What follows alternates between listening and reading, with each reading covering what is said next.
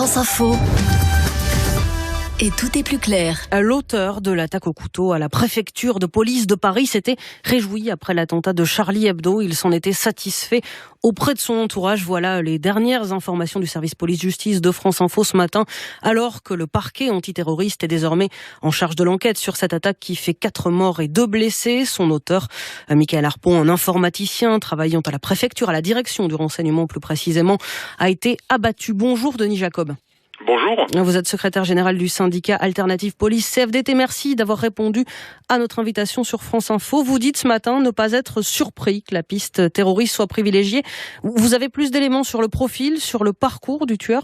Alors, j'ai pas plus d'éléments sur le profil en tant que tel, mais effectivement, on n'est absolument pas surpris. Pourquoi ? Parce que on est dans le milieu policier. C'est un des nôtres qui a tué d'autres collègues, et donc forcément, les collègues qui travaillaient plus ou moins à proximité ont très rapidement parlé sur ce collègue et ce qu'il était. Et qu'est-ce qu'ils ont dit ? Eh bien, c'est pas compliqué. Quelques heures après les faits, on nous informait qu'il était converti à l'islam déjà depuis plusieurs années. Alors ça, c'est pas un signe de radicalisation, une conversion à l'islam. Non, attendez, laissez-moi terminer. Avec une conversion à l'islam, avec une radicalisation progressive. Qui vous a dit ça ? Qui est ce homme ? Pardon ? Non, je peux pas vous dévoiler mes sources, vous comprendrez bien. Mais qui avait aussi eu un changement de comportement sur son lieu de travail.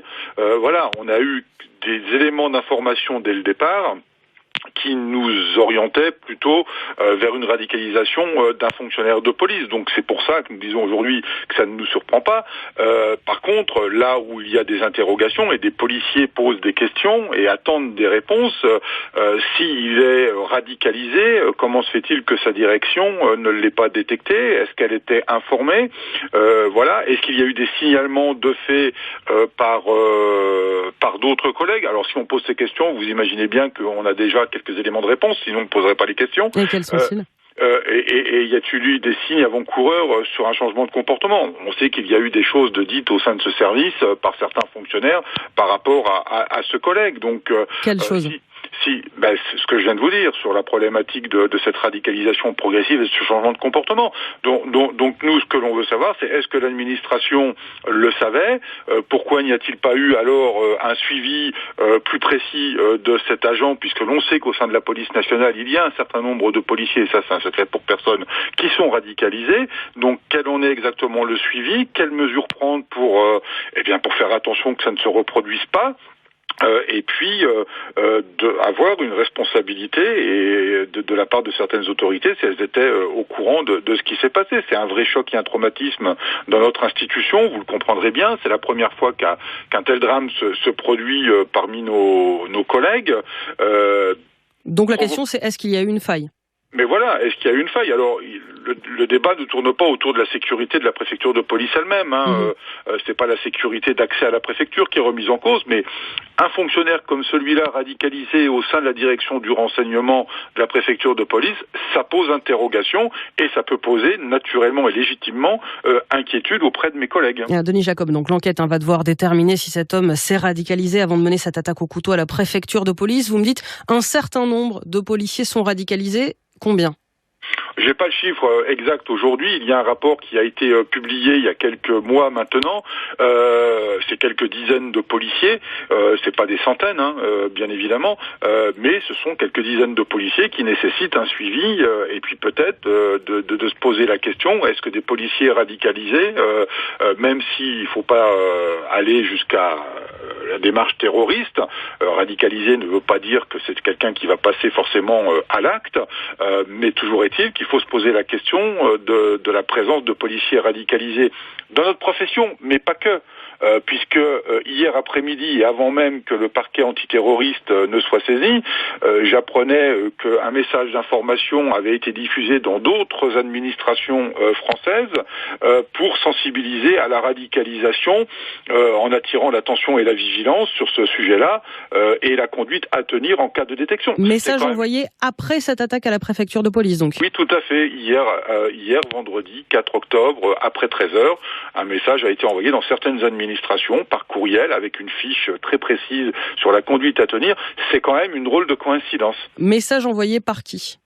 Et à quelles administrations ? À toutes les administrations ? Alors, une administration en particulier, à savoir le ministère de l'Éducation et de la Recherche, voilà, avec une fiche technique qui explique la conduite à tenir en cas de détection d'un agent radicalisé et des problèmes que ça peut poser.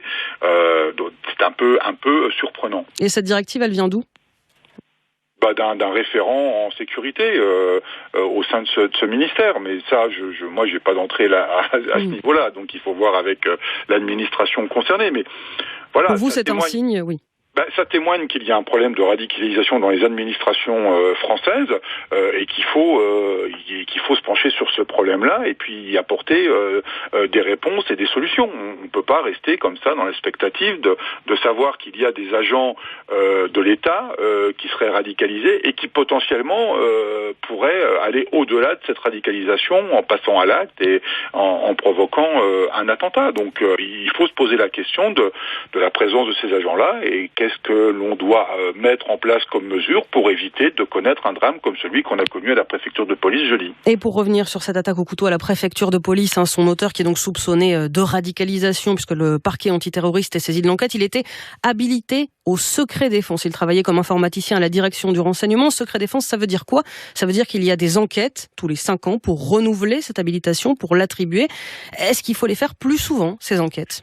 Alors là aussi, on se pose la question de savoir est-ce que cette habilitation secret défense avait été renouvelée en bonne et due forme, c'est-à-dire dans les temps impartis, et est-ce que l'enquête qui accompagne cette habilitation a bien été conduite de la manière dont elle doit être conduite, c'est-à-dire sur l'agent lui-même, sur sa famille, sur son entourage, sur ses implications qu'il peut avoir au niveau politique, au niveau religieux, et voilà. Donc est-ce qu'il faut faire ça plus souvent ?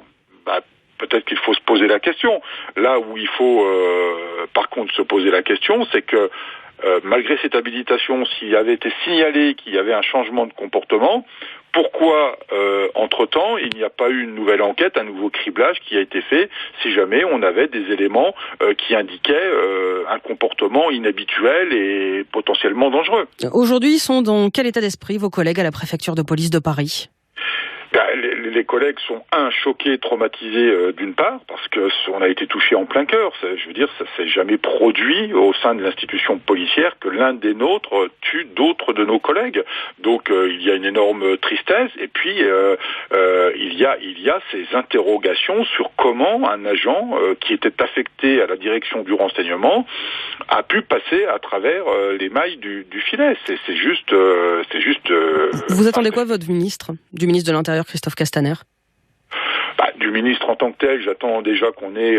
alors c'est pas le ministre, c'est la justice, c'est le parquet antiterroriste, déjà qu'on fasse toute la lumière sur cette affaire.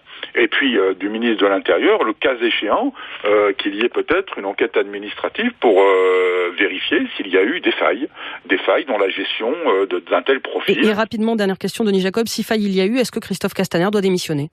Alors ça m'appartient pas déjà de vous répondre à cette question-là. Merci beaucoup. Et puis on n'en est pas là.